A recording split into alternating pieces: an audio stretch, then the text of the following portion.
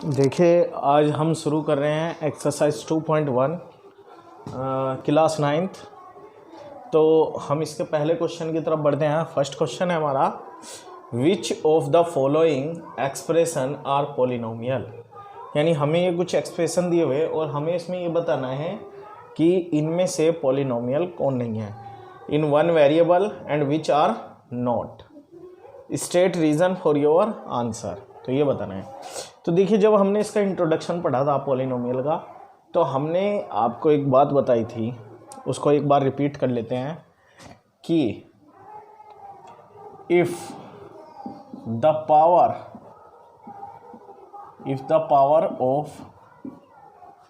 Of the variable is not in the whole number, यानी 0 1 2 3 4 5 6। Whole number से मेरा मतलब है 0 1 2 3 and infinite, then it is not a polynomial। कि यदि किसी भी नंबर की पावर, किसी भी वेरिएबल की पावर अगर होल नंबर नहीं है तो वो एक पॉलिनोमियल नहीं होगा। यही हमने आपको बताया था। और इसी से हमें चेक करना है कि यहाँ पे वेरिएबल की पावर जो है वो होल नंबर में है या नहीं है। ठीक है, तो करते हैं अपना पहला क्वेश्चन। हमारा फर्स्ट क्वेश्चन है 4x² - 3x + 7। अब हम इसमें देख रहे हैं, यहाँ पे इन्होंने एक टर्म और यूज़ किया कि वन वेरिएबल। तो अब हम देखते हैं कि यहाँ पे भी x² है और यहाँ पे x है, तो ये वन वेरिएबल में है क्योंकि इसमें से पूरा वेरिएबल एक ही है। अब इनकी पावर चेक करते हैं, तो यहाँ पर x की पावर 2 है और यहाँ पर x की पावर 1 है।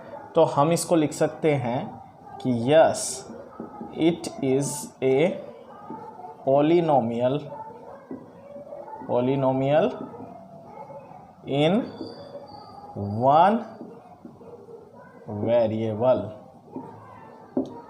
यानी ये एक पॉलिनोमियल होगा जो वन वेरिएबल में होगा। तो हाँ, तो आई थिंक आप इसे समझ चुके होंगे। तो हम इसके सेकेंड पार्ट की तरफ बढ़ते हैं। सेकेंड पार्ट है इसका y² + √2। तो यहाँ पर भी आप देख सकते हैं, इसमें भी केवल एक वेरिएबल यूज़ हुआ है y, और उसकी भी पावर एक होल नंबर है, दूसरा कोई वेरिएबल नहीं है। तो ये भी क्या हो जाएगा, yes, it is a polynomial with one variable। ठीक है, तीसरे क्वेश्चन की तरफ बढ़ते हैं अपने। आप इनको नोट करते जाइएगा। थर्ड क्वेश्चन है हमारा ये 3√t + t√2। अब देखिए, यहाँ पे वेरिएबल तो 1 है, यानी t दोनों में यूज है। पर अगर मैं इसको लिखूँ तो ये 3t की पावर 1/2 लिखा जाएगा, क्योंकि रूट को हम 1/2 + t की पावर। तो यहाँ पर जो t की पावर है वो होल नंबर नहीं है, तो मैं इसे लिखूँगा no, it is not a polynomial. ठीक है, कि ये एक पॉलिनोमियल नहीं है, क्योंकि यहाँ पर t की पावर जो है वो होल नंबर नहीं थी, इसलिए ये भी एक पॉलिनोमियल नहीं है। फोर्थ पार्ट की तरफ चलते हैं। फोर्थ पार्ट है हमारा y + 2/y। अब यहाँ पर अगर इसको देखें तो ये y की पावर 1 है और 2 इंटू इसे मैं 1/y³ y की पावर -1 लिख दूंगा, क्योंकि यहाँ पे y की पावर 1 है। अब यहाँ पर तो y की पावर होल नंबर है, पर ये होल नंबर नहीं है, ये एक इमेजिनरी नंबर है। तो मैं इसको भी लिख सकता हूँ कि no it is not a polynomial. और रीज़न में मैं लिख सकता हूँ because the power of y is not a whole number. ठीक है, इसके बाद हमारा लास्ट पार्ट है 5th, x की पावर 10 प्लस y की पावर 3 और t की पावर 50। अब यहाँ पर देखिए हर जगह अलग अलग वेरिएबल यूज़ हुआ है, परंतु सबकी पावर क्या है, होल नंबर है। तो मैं इसे लिख सकता हूँ yes it is a polynomial, क्योंकि ये एक पॉलिनोमियल तो हो गई ही, बट डिफरेंट वेरिएबल,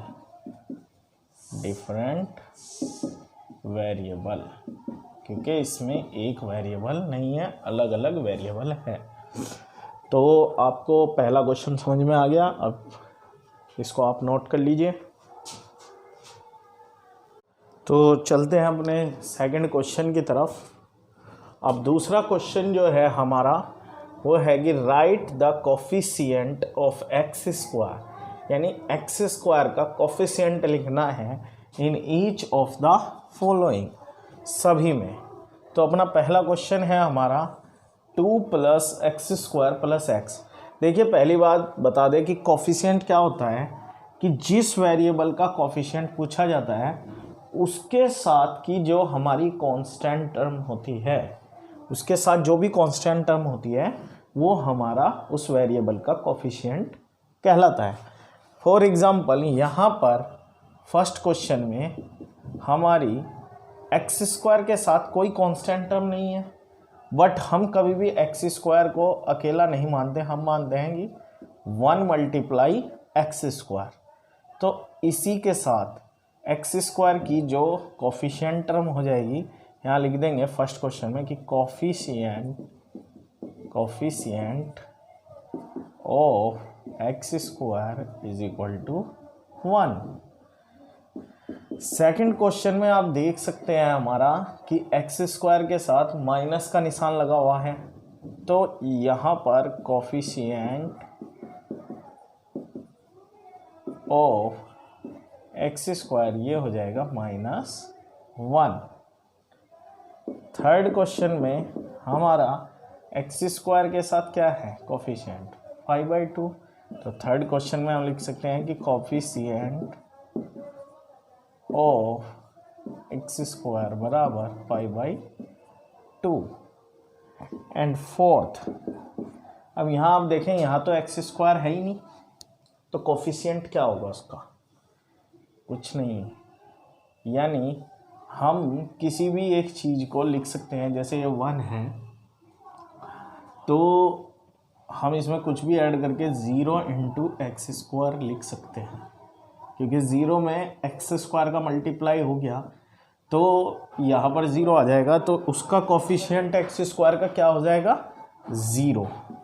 कोफिशिएंट जब वहाँ पर कोई वेरिएबल है ही नहीं, तो कोफिशिएंट ऑफ x²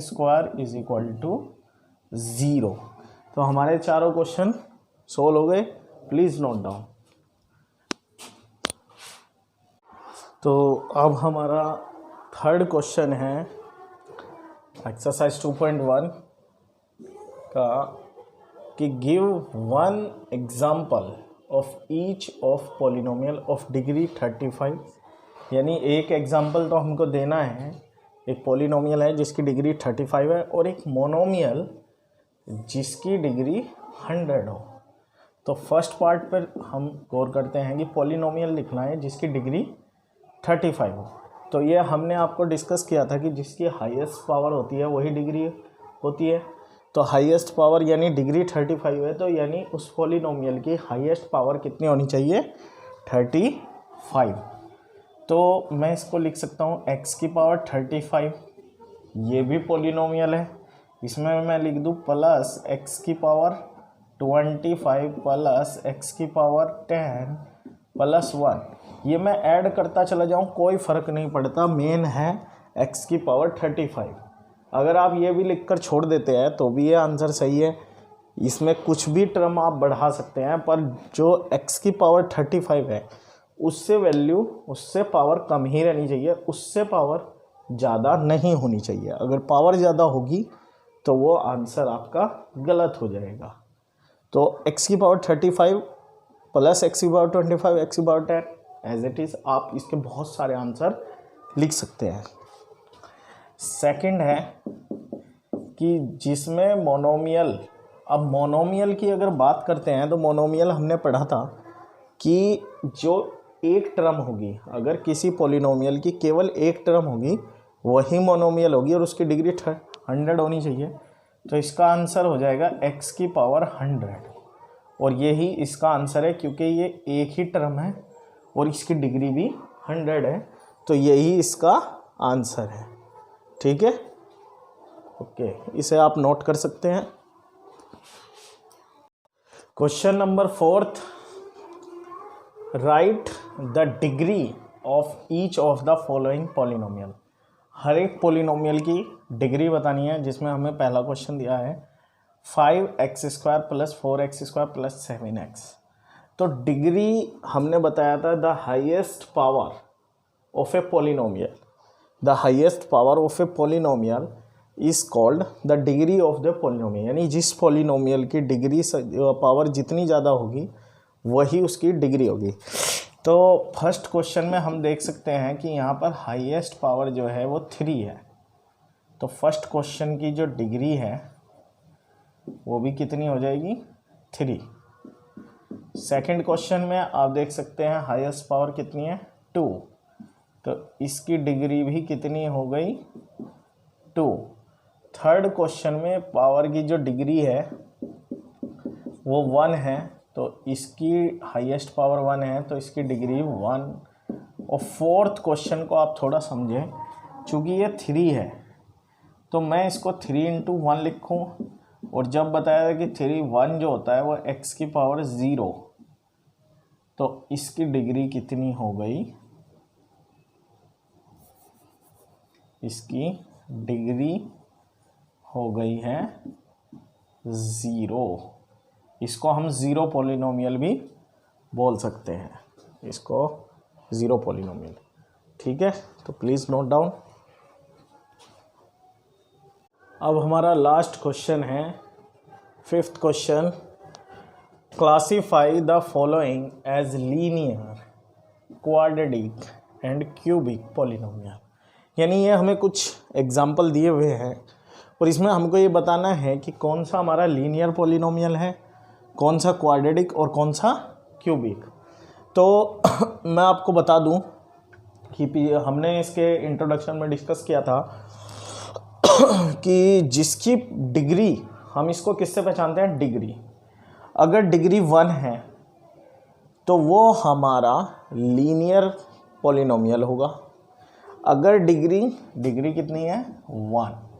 अगर डिग्री 2 है तो वो हमारा क्वाड्रेटिक होगा, और अगर डिग्री 3 है तो वो क्यूबिक होगा।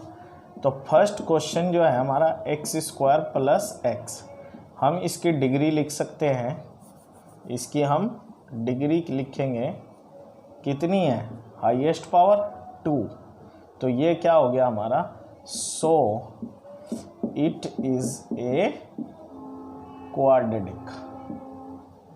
क्या बन गया ये हमारा, क्वाड्रेटिक पॉलिनोमियल।